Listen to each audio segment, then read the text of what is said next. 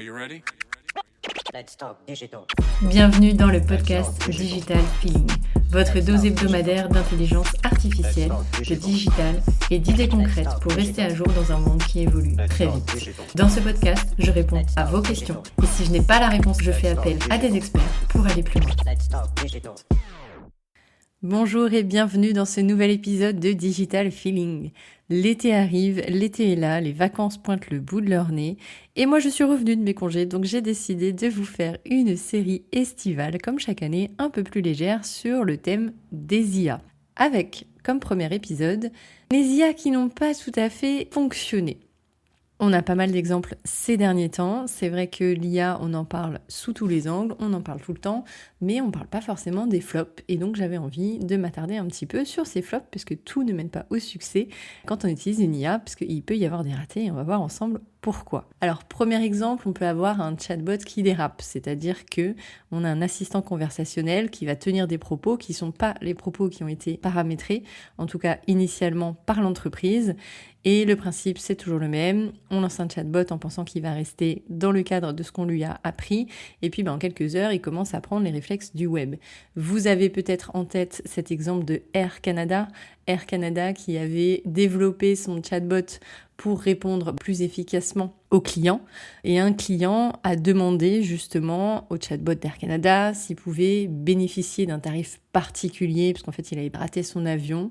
Bref, le bot lui a inventé une politique de remboursement rétroactif qui n'existe pas dans la politique de l'entreprise. Air Canada a plaidé que le chatbot était une entité distincte et donc n'était pas responsable des propos qu'il tenait. Sauf que l'argument a été rejeté par le tribunal qui a jugé la compagnie aérienne responsable et l'a condamné à rembourser le client. Attention, si vous développez des chatbots en vous disant je lui donne le minimum dans mon RAG et puis le reste, il ira crawler sur Internet. Attention, vous êtes responsable de ce que va dire ce fameux chatbot et donc faites bien attention à ce qu'il pourrait diffuser comme information. Autre exemple très connu avec cet avocat aux États-Unis qui a rédigé sa plaidoirie avec ChatGPT parce qu'en fait, s'il n'avait pas le temps de faire toutes les recherches, il cherchait un cas de jurisprudence qui corresponde au cas de son client et que ChatGPT, sur un plateau, lui en a donné un. C'était en 2023, on n'était pas encore aussi aguerri sur les usages de l'IA que maintenant. Mais en fait, il s'avère que c'était une hallucination et quand le juge a voulu vérifier ce qui était cité dans la plaidoirie de l'avocat, il a vu que c'était une hallucination, que ça n'existe pas. Et donc, l'avocat en question a été condamné à une amende. Donc, attention, ça peut être quand même assez problématique d'utiliser l'IA sans vérifier. Alors, il y en a aussi des visuels publicitaires générés par de l'IA qui tournent au fiasco avec, c'était encore au début, maintenant c'est plus trop le cas, mais il y avait des mains à 6 doigts, des logos complètement déformés, des textes qui étaient illisibles, glissés dans une pub censée être professionnelle. On a vu des campagnes qui nous ont fait sourire, on s'est dit, vraiment, ils n'ont pas été au bout de l'exercice. C'était des tests, c'était il y a quelques années. Maintenant, on n'a plus le droit de faire ce genre d'erreur, mais c'est quand même un flop puisque ça n'a pas l'effet escompté. En flop, d'ailleurs, on avait eu un exercice d'IA qui était il y a 2 ans, il me semble, avec l'Office de tourisme de Chamonix, qui avait réalisé un visuel pour un affichage dans le métro, avec sur ce visuel de magnifiques montagnes de Chamonix, une famille, et assis à côté de la famille, une famille de renards. Et ils ont spécifié sur leur visuel que c'était généré par l'homme, sublimé par l'IA, quelque chose comme ça. Et en fait, ils ont eu vraiment un bad buzz parce que les gens ont dit « Mais quoi, elles sont pas assez belles nos montagnes pour que vous alliez chercher de l'IA, c'est inadmissible. » Sauf qu'en fait, c'est pas du tout les montagnes qui avaient été générées avec de l'IA, c'était plutôt la petite famille de renards à côté de la famille assise. Attention à comment on utilise l'IA et à comment on communique sur le fait qu'on ait utilisé l'IA, puisque ça peut avoir des bad buzz, des répercussions auxquelles on n'a pas forcément pensé. Et puis le troisième exemple de fail des IA, c'est les fameuses hallucinations, nos IA qui vont inventer des faits avec un aplomb certain. Dans les faits, ça donne quoi? Ça donne ces fameux avocats qui citent des jurisprudences, ça peut donner des résumés d'articles qui affirment des choses mais qui ne sont absolument pas dans l'article, donc il est important de toujours bien relire ce qui peut être donné par les IA, parce que moi j'ai eu le cas pour préparer une formation où ChatGPT me disait avec aplomb, ou c'était Claude, je ne sais plus, me disait en tout cas qu'il y avait dans cette vidéo la réponse à la question que je cherchais, donc un exemple en tout cas. Et quand j'ai regardé les 26 minutes de vidéo, je n'ai jamais eu l'information que j'étais censée trouver. Donc oui, on pourrait se dire on perd du temps à vérifier, mais c'est nécessaire et ça compense aussi tout le temps qu'on gagne avec ces travaux de recherche.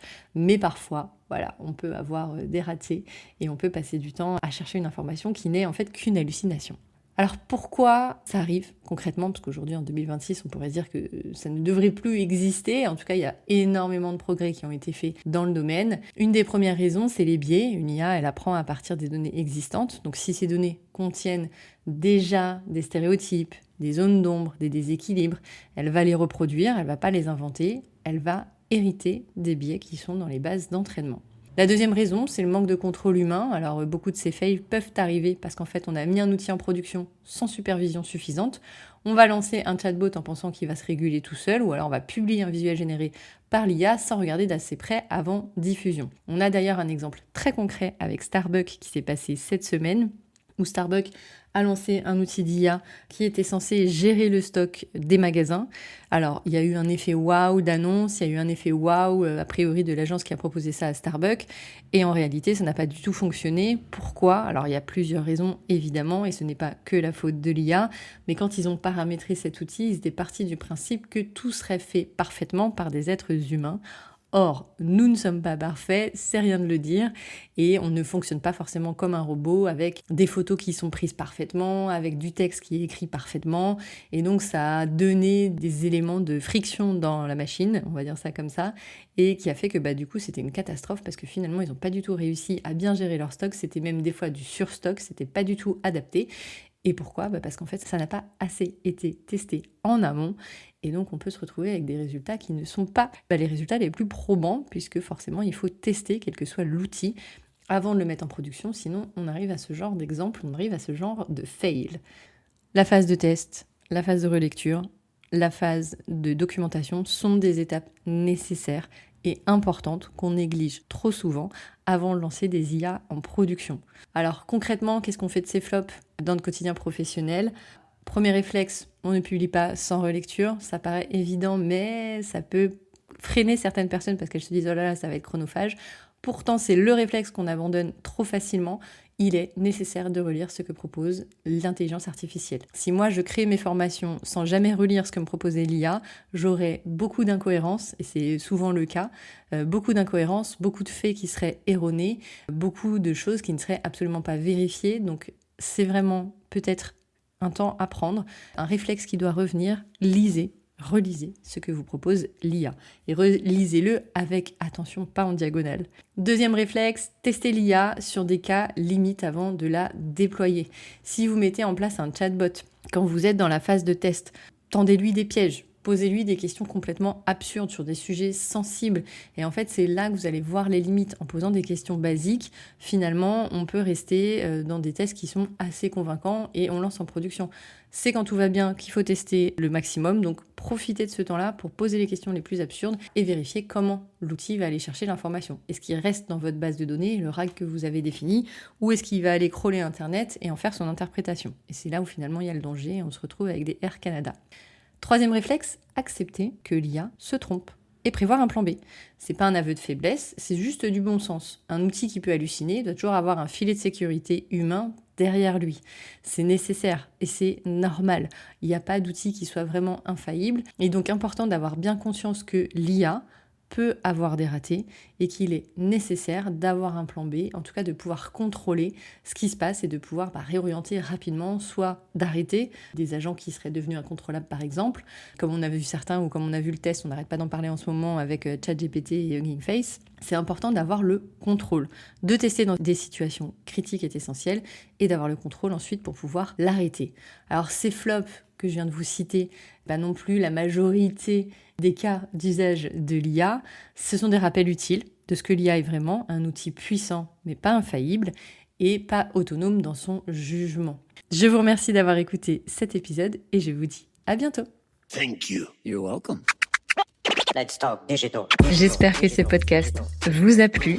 Si vous avez aimé cet épisode, n'hésitez pas à soutenir le podcast en laissant une note et un avis sur Apple Podcast ou sur vos plateformes d'écoute. Ça me permettra de remonter et de pouvoir partager à d'autres entrepreneurs les réponses que vous vous posez. Merci à tous, à bientôt. Digital.